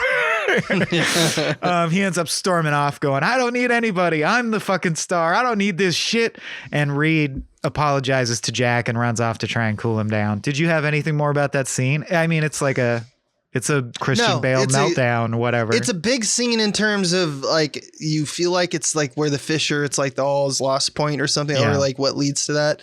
But it really is just, I mean, it does do that as a placeholder, but it doesn't, as we learn later, they're going to be fine. What's interesting about this story, I think, is how far PTA milks it after this point. Because at this point, if this were pop star or whatever, rock star, the way it would wrap up is pretty standard. From this point forward, this movie goes places you don't expect. This is the point where it actually starts to get the most interesting to me. Right. So he tries to go make it on his own, right? So we see him taping a shitty demo of You've Got the Touch. Yeah, they're amazing. Yeah. John C. Reilly's amazing. They play rehearse a an song. original song. It sucks even harder. The producer in the booth obviously knows it sucks. They're just bad. They're dumb and they're going to fail. And this is like a comedy. It's that light montage that Paul Thomas Anderson does where it's like scenes, but within a montage. Yeah. Because we see sequences where Jack is continuing shooting with Johnny, the new kid. Julianne Moore and Heather Graham are doing cocaine. Well, importantly, and literally can do but anything. Jack is shooting on videotape now, and his Now he's heart shooting is on not video, in it. yeah. He's like blasé now. Don Cheadle applies for a loan. Tom Jane, John C. Reilly, Wahlberg are doing more and more cocaine. Everyone just is doing more cocaine. Specifically, Roller Girl and Amber do meth all day and talk about all the great shit they're gonna do in the future. Yeah, and it, like asks Maggie to be her mom. Maggie accepts. Like everyone's being very high. Of course, the record contract doesn't look like it's gonna work out. So there's kind of like a little kerfuffle that occurs with Dirk and the all record. Throughout, amazing match cuts. PTA really reminds you of the montage of Magnolia with the game show. Like PTA loves whipping to shit and whipping and pushing in, and it match speeds as you push in again, and it works. It's great. I mean, you And can't the last bit, top the movement, the feeling of movement. and to kind of finish the sequence, we have Don Cheadle's character again, where Buck's bank loan won't work out because the bank knows he's a porn actor. Yeah. Once again, showing kind of like this sleepy stigma that infects all their lives, that they have to avoid like normal lives because they're thought of as lesser than people. Dirk and Reed can't get their demo tapes to the record company because they can't afford the cost of buying the tapes from the place where they recorded. Yeah, that's a fun scene. And I like John C. Reilly going, "We look like assholes, man," and the guy just slowly nods. Yes, you do look like assholes. A bunch of assholes. Then I like Amber's. This just resonated with me a lot in a sad way. Where Amber says, "Let's have fun now. Let's just go and go because there's too many things." That is how life feels a lot of the time. It's a good way to boil it down. As you mentioned, Jack moves on to video, and we see his like established like kernel free. He has a huge warehouse of porno tapes that are he's shipped pretty integrated. all over the world Packaging, now. Yeah. a place of business. And he walks in and to check on the new cut of the new whatever they're working on. And Billy J's there editing as well. And he says of their new film, it is what it is. And tape is cheap. Who cares? Just shoot a lot. Yeah, it seems like they're unsatisfied in terms of their it's not art anymore, but it's what they do for a living. Yeah. Ambitions, but they're making more money. So they adapted and they're going to succeed. Julianne Moore, we have a little digression where we go back to the Julianne Moore and child stuff, where she's there to try to attempt to win an appeal to her custody battle. But the second that she pleads her case that all the drugs and all that stuff is not going to be exposed to the child. And she just wants custody. And she's like turned over and, new leaf, a new leaf. So, but then the question comes up of what were you arrested for? Well, when was the last time you were arrested and what was the charge? And we don't get the answer to that question. We just jump cut, which is very effective. You just jump cut to Julianne Moore sobbing outside the court. With her head in a shadow. So basically we get the sense that she doesn't get custody again and fails at the appeal because everyone knows drugs and pornography is still in her life. And that's what the husband is saying. It's basically orchestrated such that now we're doing the Scrubs thing where we check in on everyone, and everyone at the same time is doing their all is lost moment. So Jack's all is lost moment is that he hosts a bang bus type thing in his limo with Roller Girl. I don't know why he would think this is a little unbelievable. Why would he do think it? This is a good idea. Yeah. Well, Bang Bus is real. I think that's what but I mean, Bang Bus is not real. That's the thing. It's not real. The guys in Bang Bus are porn actors pretending to get picked up on the street. Pretending to be these things. Right. But the idea you get the sense he that really early does video, they did that kind of stuff. You do get I think that's what he's playing. Well, I think he's also trying to do a thing like this came first, but you know what I mean? Like The Wrestler, like how The Wrestler showed how the industry evolved into you got to be more extreme and more gonzo now to even get attention. Right. Yeah. I think that's what he's trying to say. That means that you got to pick up men on the street to have sex with Roller Girl. So they pick up a random guy to fuck Roller Girl, and she's triggered because he's like, you went to high school with me, and knows her. And that's triggered, that brings up feelings of shame for her. So in the middle of sex, and at the same time, pretty dark. Jack can't let go of the idea that he's a real director. So he's telling the kid, like, make it sexy. Be more sexy. Yeah. And the kid's like, leave me the fuck alone, man. I'm just a hog humping a hole. You know what I mean? Like, this is a filthy, dirty thing. I'm a non-actor. Yeah. And eventually Roller Girl's like, stop the scene. And they kick him out of the limo. And the guy goes, your films fucking suck anyway, which causes Burt Reynolds to tackle him and beat the shit out of him. Then Roller Girl, taking advantage of the fact that he's on the ground motionless and paying off the fact that she's skated for 2 hours. Like, I love that this is the payoff for the skates themselves. Right. Kicks the guy in the head a bunch of times with her skates on. Like, I can't imagine. He's really fucked. He's going to be different after this. Like, this is brain damage shit. Yeah. All of this is intercut. Yes. To build up tension, though Michael was, keeping it just for clarity. Cohesive. On the other side, we see that Dirk has hit his lowest point, and he's selling himself off as he did when he was 17, jerking off for dudes. Interesting point. Dudes to when watch. he was 17, it didn't bother him in the slightest, and now it's deeply humiliating. Now it's deeply Interesting humiliating. Point about point of view, right? Right. Yeah. If you're quote unquote hungry, it's all relative. It's like, I remember all the things that I do for the film industry when I was young, Oh yeah, I'll carry everything. Yeah, I'll do all that stuff, you know? And then, and in this case, the guy's paying him to jerk off, and he goes, do you know who I am? My name's Dirk Diggler. And he goes, no. He's like, I don't care. And that upsets him. I also love that he used to let guys watch him jerk off for $10. In this scene, he asks for 20, and the guy says, I only have 10. And he goes, okay. That's so in both cases, he gets $10. Like, he can't move the needle. That's something, as we talked about with the Hard 8 podcast, that there's almost always an intentional cadence to the money involved in all these kind of dysfunction stories. It's only to make it it'd be perfect if it was that perfect amount of money. It's more of that kind of stuff. But twist, He's not just a dude watching a dude jerk off. He's actually a secret bigot. And he got a bunch of his friends to ride up in the truck, and they're doing a let's hate crime. all beat up this gay guy, which is 'cause crazy he's gay. because Dirk obviously just wants drug money. It's not even clear that he's gay. You know what I mean? Like he can't get hard. He can't even get and the guys. But for these dudes, it's enough. So. I mean, but the guy's looking for an excuse to beat someone up, so he found one. So they're just out beating the shit out of people, and they beat the shit out of him. And so he gets his ass beat by, by all that. It's pretty dark. And to cap off this intense montage, what I love is that holy shit. That should be the thing that you would end with because that's good, like dichotomy, your main characters. No, but we have so many characters that other people could have their this crazy really feels like Pulp Fiction.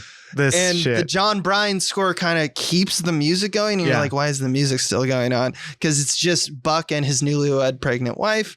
But stopping off something to get bad's some going to donuts. happen. And something's bad is going to happen. So he goes into the donut store. Don Cheadle finds that, as circumstance has it, a man robs the donut place. A nearby seated patron who looks like he carries in a fucking red hat, dude. Yeah, exactly, in a red hat. Pulls out a gun and he kills the assailant. Gets shot himself and then fires wildly, killing the store employee. So Buck is basically left with 3 dead bodies, blood on his face, and a bag. I of guess cash it's at his Reservoir feet. Dogs. It's Mr. Pink. Yeah. Yeah, and so he takes it and runs.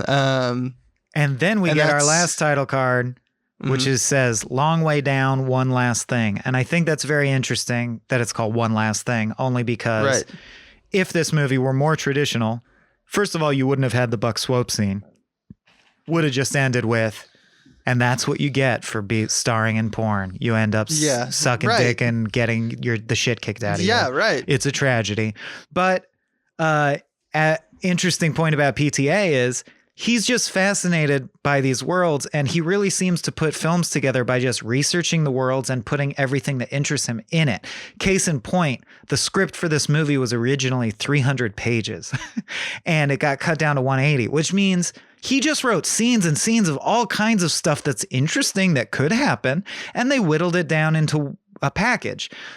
So I just love that you get this meandering, he's like, no. I found there's other short stories I want to tell. It's almost like a collection of short stories set in a universe. And here's some more. So Dirk, Reed, and Todd all decide to defraud Alfred Molina for $5,000 using fake cocaine. And dude, if this was just a short, and I haven't seen. This is fucking great. Yeah. Just this Alfred Molina Odyssey is such a fucking good. He's a revelation. He's a revelation. The sound design with the firecrackers and the music, the mixtape. So oh my God. The firecrackers are just being fired off randomly just throughout the scene because he has a firework boy. I will never listen to Jesse's Girl the same way ever. Yeah. And he's Alfred Molina is wearing a robe and briefs. He's just chewing up the scenery. Amazing slow shot of the security gate closing. Everything and you go, is here we cocaine-fueled anxiety. There's loud music. Todd is losing it. We get close-up shots of people who are losing it. And so there's just this sense all the time that things are just going to pop off. It's like Uncut Gems. At any time. Yeah. Todd has brought a gun. They do the deal for the 5K and everything's going well, but they notice that his right-hand man has a gun on him and he's testing the baking soda. So now we have a ticking clock for them. And Todd that of course makes giggling uncontrollably in the Jinx. Well, Alfred Molina is doing crack casually and he shows them his revolver that he has, which is kind of out of nowhere, but it does up the stakes of the scene. And it is kind of revealed that it's beautifully done, but Todd has decided that he's not leaving. He's going to get a bigger score. He wants to rob the drug dealer. And can I just say right before that, there is a long ass shot. It is my favorite shot in the whole movie. It's very effective of Dirk's face. And he's good, right? They shoot it directly on, by which I mean the nose is a circle. If you know, people look weird when they're direct. If you point the camera directly down the barrel at someone, people kind of look weird. And depending on the angle, like they find this perfect angle that is not that symmetrical and not that photogenic, where Mark Wahlberg looks crazy in a way I would put up there with the shot of Nicholson in The Shining going crazy. Like that shot of Wahlberg is better than Wahlberg is as an actor. It's like there's something magical about that shot. Wahlberg, something. It's Ellsworth, the DP. It's P.T. Anderson for thinking that is it up, and it's shot. Wahlberg for catching on. Like I need to be like a demon. Yeah, looks like a demon, really, and then shit goes down. And then they step up. Well, actually, he gets the best of him. He realized that what he's thinking about is that he's out of water. Like he's a fish out of water here. He goes, we should go. This is not going to go well. He gets up and his resolve is turned into, we got to go, man. We got to go. Which is different than what you would assume, because he's looking like a demon and he's like, yeah, let's fucking go or something. No, it's Todd. It's Tom Jane who's the one who's doing that. So he pulls out the gun. A gunfight ensues.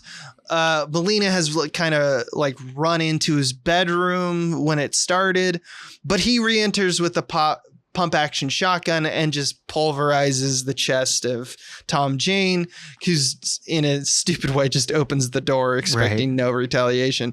Of course, the John C. Reilly and Reed Mark runs Wahlberg. off. Dirk drives off. Rahad chases them but doesn't catch them. The bodyguard gets killed and Tom Jane gets killed.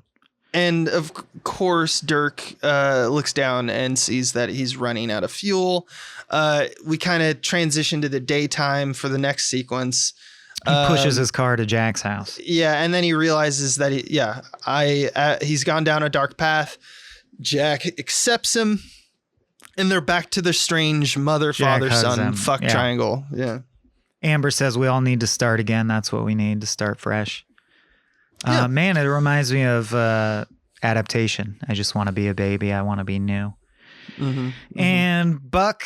Then we cut to a lot of film within film in this. We cut to a commercial for Buck's new stereo store, and you got to imagine he used the money from the donut shop robbery to buy the business and make an ad. Yeah. And they wouldn't. We said he didn't get the bank loan, but we didn't mention that it's because he's a pornographer. So I think that was the point of that arc, right? So now he does have his stereo store. Happy ending for him.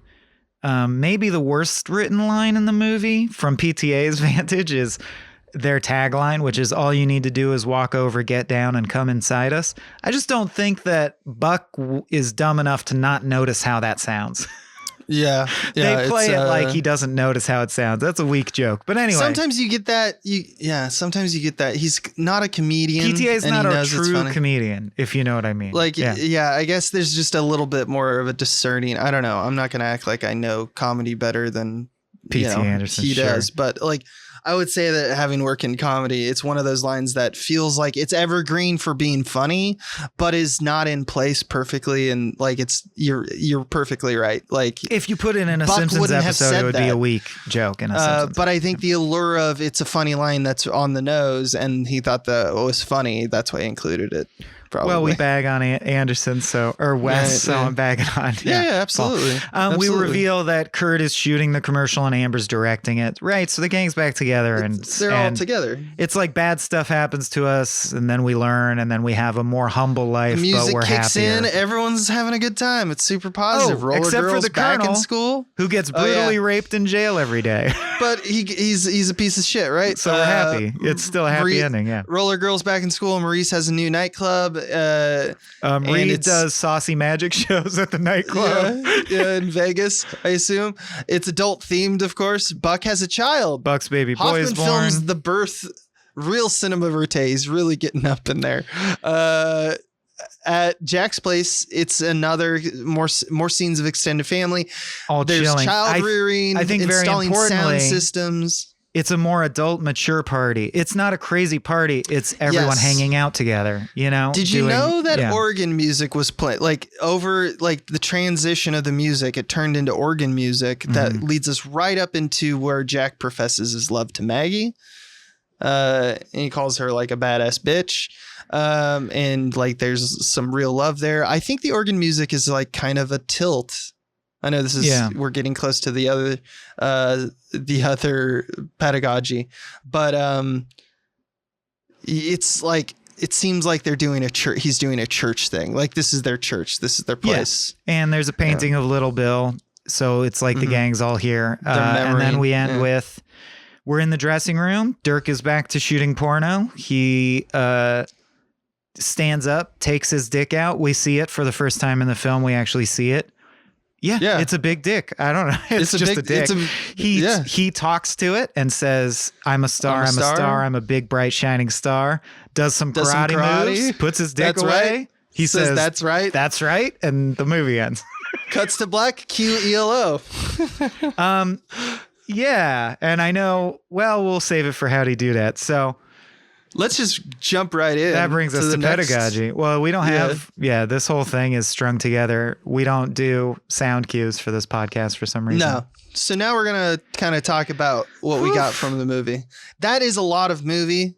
This is a long episode because I also want to talk about some things. I'll try not to make it too long, but I feel like we're now here. I got most of my pedagogy in.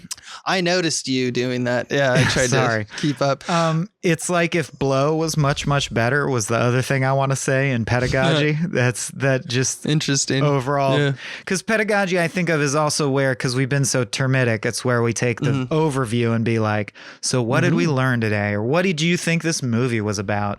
And I do think it was P.T. Anderson's attempt to do a biopic, but he didn't want to, he thought he could have more fun doing an analog of John Holmes than literally doing a documentary about John Holmes. And he's right. This is more fun. That's always right.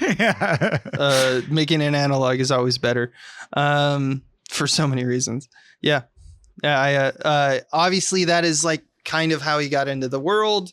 Did a lot of research, shot a short based kind of around it. Once again, with John C. Reilly involved, because we're going to see that it's like they hang out and shoot little shorts and then they turn into movies or something. Yeah, Hard 8 was the same deal. It happened with Hard 8. It happens with Magnolia too. That we'll learn. This movie, I want to mention something because it deals with both the Andersons, both PTA and the other guy, Wes Anderson, that we talk about in this podcast. I want to mention the idea of the incompatibility of people and ultimately like what leads to dysfunction, because this is something that Wes Anderson and Paul Thomas Anderson, all of their movies are actually like are about when you think about it. Each film obviously has a bunch of other things it wants to talk about and there's, different contexts, but it's one of the reasons that I think in this podcast, we paired these two for this podcast. And I think Paul Thomas Anderson shows a real true like tragedy in what I would call this incompatibility and like how life kind of grinds up people that overreach or how it causes them to become melancholy. It's something that I think if you think of any movie that he's done, that is true of. And it kind of is true of both Andersons. And they both like to do stories about characters that reach for greatness, are deeply discouraged when they discover that it didn't come in the form that they expected, then make peace with and become grateful for what they did, what they do get out of life. And this is, I mean, gosh, isn't that one of the core experiences of life, period, that everyone that most people contend with other than whoever, like, whoever's obviously, life goes exactly as they expect, which is rare. Obviously, I would say this is kind of unique. This and Punch Drunk Love are ones where they don't end in quite tragedies. Like these, in a way, these are his comedies. I would not call Magnolia a tragedy. I wouldn't call it a tragedy, I would call Magnolia a thesis. I don't even like Magnolia is its own thing. Like, like it's I don't want to even mention it right now. But like if you were doing the Shakespeare, these are the dramedies. I just want to compare these are the dramas, these are the comedies. The nature of Wes Anderson and Paul Thomas Anderson, I guess, is what I'm trying to get at. Paul Thomas Anderson sometimes does comedies. He has comedy moments in all of his, stories. Mm-hmm. But Wes Anderson is typically having like a success at the end. It ends with a wedding instead of a funeral. That's the simplistic, division of comedy and tragedy, but it's also something that Paul Thomas Anderson doesn't necessarily stick to either. Like he's not going to always be tragic, and that's like the point of it. Because Paul Thomas Anderson films don't seem to have a point in that it's a clear indicative thesis of like causality. You do this, you get that, something like that. That's there's kind of an is-ought kind of fallacy or principle like that is permeates all types of movies. Paul Thomas Anderson doesn't want to do that. He doesn't want to say that this is why these things happen to these people. He just say they did, which is and every once in a while some hicks in a pickup truck roll into town and beat the shit out of you. That's actually in multiple P.T. Anderson movies too. Right. Yeah. This is also a movie about the attainment of power, obviously, and the loss of it, and it kind of the unraveling that happens that reveals your insecurities and causes like your lack of happiness. Every character, you can kind of feel that. Otherwise, we wouldn't have had the mother and father. We wouldn't care what Dirk Diggler's past was, right? We know he has that deep insecurity, and we live with that the whole film. That's part of the point. Right. That's what kind of the film is occupied with. It's they're usually driving toward what they think will make them happy. And when it's empty, as you said, and not quite to their narrative, they kind of despair. But they find their way back home in this movie by finding kind of some elevated love version of like family. Like it is a community that they all do genuinely love each other. They may be misguided in some things like drugs. Or Amber never gets a relationship with her son ever, but she has family and friends of another sort. That's the best she gets. That's the best she gets. It's realistic. It is what it is. It's like, I don't know what to say beyond that. Yeah. You noticed, the pedigree shots. Like I like everyone getting home. We're also, there's a cut where he's like, we're thinking about his dick. Like, oh yeah, now early on, we're thinking about Dirk Diggler's dick. And then the jump cut into the next scene is sausage in the pan the next morning. And it's just like little cadence cuts and pedigree shots like that. That is definitely a trope, not only of many filmmakers, but definitely of Paul Thomas Anderson. One of the things that Paul Thomas Anderson does a lot that we haven't mentioned on top of all the other tropes that Michael mainly mentioned during Diegesis is that he loves to play, especially in this movie, scenes on one actor's face. Usually it's an over the shoulder kind of medium to medium wide shot where you see they're sitting and you see all the way down to their knees or something like that. It's a fairly wider shot. And then you'll have a whole scene, like a minute to 2 minute long, where usually you'd cut around and see what the other person is like reacting to, because it's usually a bigger moment.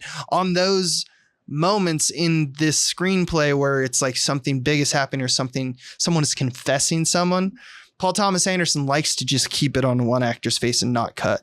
And I think that's one of it's one of his hallmarks. Similar to Hard Eight, when you don't know what happened in the hotel room. You don't know that there's a bloody body out of frame. You just know that you're looking at Philip Baker Hall going, oh, fuck, what the fuck happened? Oh, how did this happen? And you're like, what's he looking at? What's he looking at? Yeah, he loves that.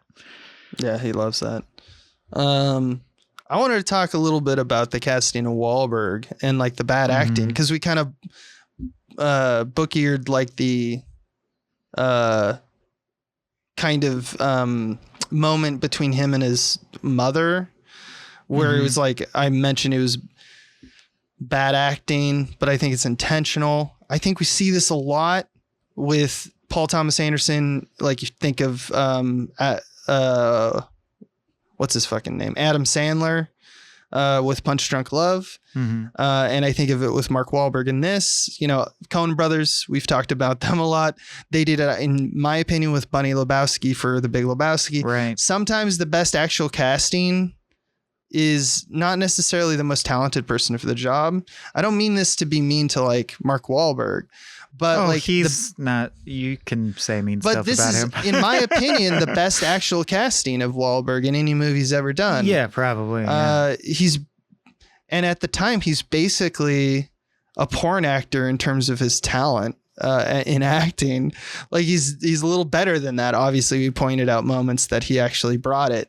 I think he's absolutely capable, but it's times like this where there's like the meteor scenes, like the scenes where they are supposed to be melodramatic, like a mother throwing out her son, that they are so seeped in tropes that's sometimes the crutch that a lot of actors will use to be like, I got to play it big. And I know what the scene is I'm familiar with these types of scenes. So I'm going to kind of play it over the top, and that's going to mean bigger and better. Now, here's the thing. You got to kind of look at P.T. Anderson thinking about the movie, making his movie a melodrama in that same way, because I totally think he is. And it comes from Jack Horner's I Want to Make Something Real, something, dramatic. These porn creators in the film are making something that they think is better, and what that means to them is more true, more dramatic. And that's maybe people that are not so smart or successful, but they definitely can have sex and they're very industrious. Sometimes, like, quote unquote art reveals every aspect of them. And all they want is to be accepted as artists, as children, as, like in the case of Julianne Moore, as a parent. Like, that's what art means to them. So they go real big because that's what being dramatic means. That's why they paint shitty paintings and tell each other. That's why they paint. Yeah, exactly. No, you look good, dude. You look good, and shit like that. It's understanding the pretense of what art is, not actually what like the drama, art, I guess, fashion, would mean. Yeah, presentation. But their own missteps in their own lives ultimately do make things really dramatic for us, the audience, once removed. It's interesting to watch because their actual flaws make it interesting still, even though there's no like narrative thrust into this type of movie. I think that there's the general arc of becoming famous and then falling from glory. That's the basic narrative thrust. I think it's written in the DNA of the lines in this movie that we have scenes like the mother kicking out Dirk from the home, just because it shows that these people are real people. They just are not great at acting. Like that's what I think he's doing there. I don't think it's as much that Mark Wahlberg is a bad actor.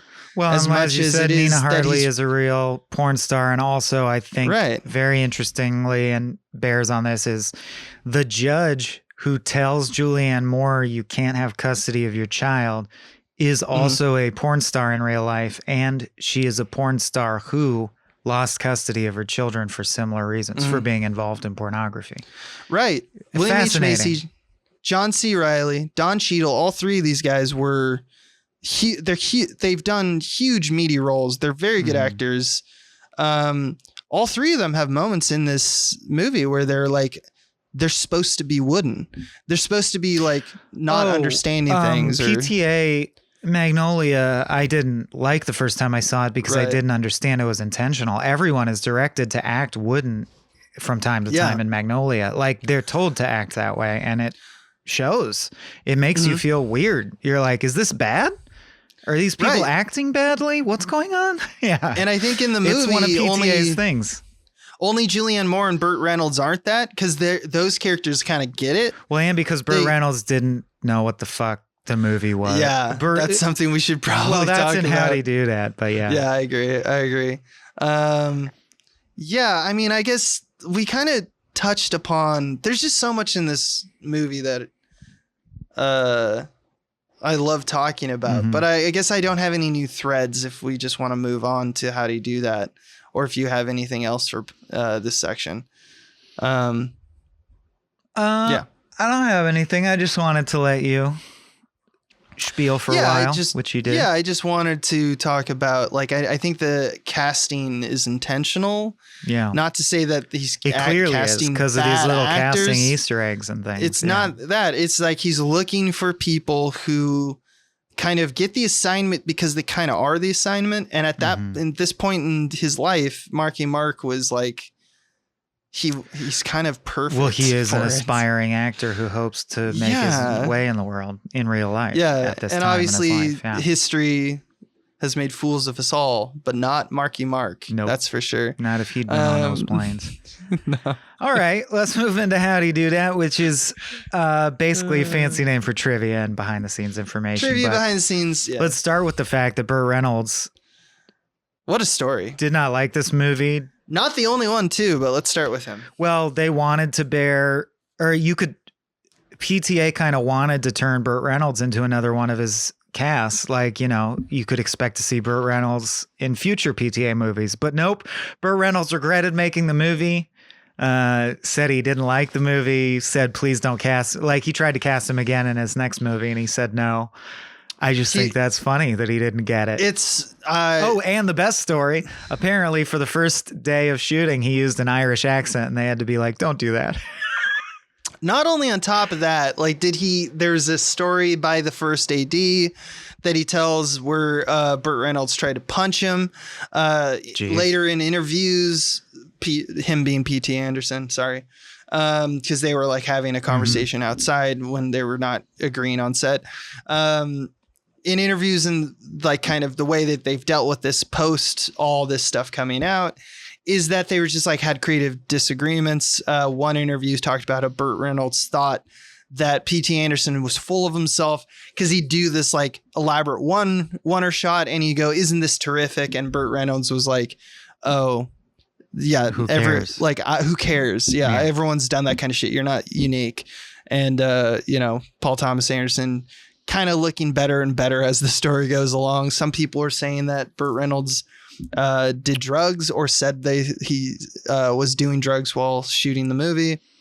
There's a lot of, just he also talked down about the porn community and the porn stars involved. Like he said in a Maxim interview that he researched his role by visiting porn sets and talking with porn actors and that it disgusted him, which is like, also, all right, Burt Reynolds. That's harsh. Like, all right, man. He's like, Ron Jeremy, and who's like actually cut out of the film, but was like on set for several times, would have people over to his house after, and Burt Reynolds never came. Something about it being disgusting. Here's the thing. Oh, one good thing about Burt Reynolds too. Also, the only nomination, and I think he won. Yeah, he won. Only time he got the Golden Globe. Yeah, he won for this one. He hadn't even been nominated in his entire life, and he has quite a discography going there. And he sold it after. He wanted nothing to do with this movie. And I think you just mentioned something that really unlocks, like, he's not the only one. Mark Wahlberg, who's since become a devoted Catholic, and a father.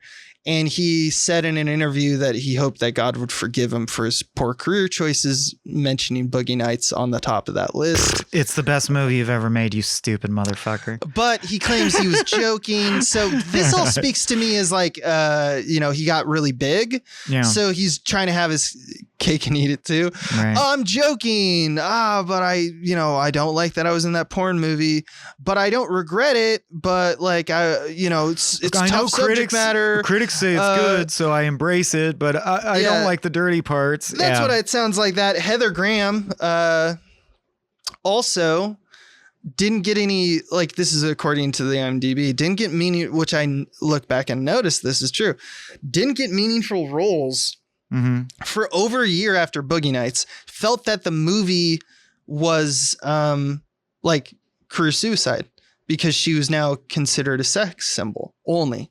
And she even considered doing softcore erotic movies. But of course, in 1999, she starred in Austin Powers' Spy Who Shagged Me. I know. It reveals how not much well we love and hate the naked female form. Yeah. Well, it really gets into this, and that's one of the that's just an American amazing parts of this movie. She no longer answers questions related to Boogie Nights, and no cast reunion, no retrospectives. Wow. all three of them have not worked with him again. We're fucked up about sex, dude. It's so weird to me.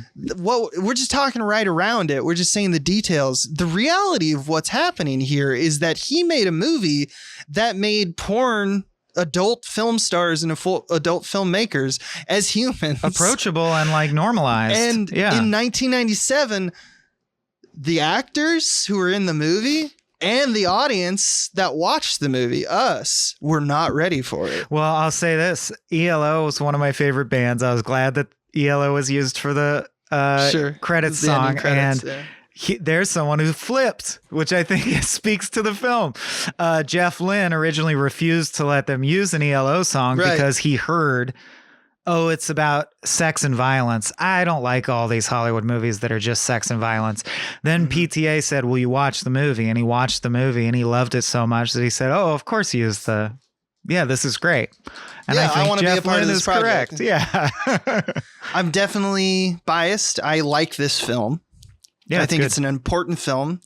And I think one of the reasons that it's important is that it casts a wide net on humanity, which is a great thing for a movie to do, to show you the human elements of anybody and everybody, with not really being derogatory. And all these people throwing shade at this was critically well received, very well received. Definitely. Obviously, it made his career, like even more than The Hard Eight. That's what I mean. It's thought of as a great film. It made money, technically, not really. It was $15 million to make, and it made back like 40 or something like that, which is not a perfect 1-to-1 because a lot of money is not considered what we would call budget on like Google.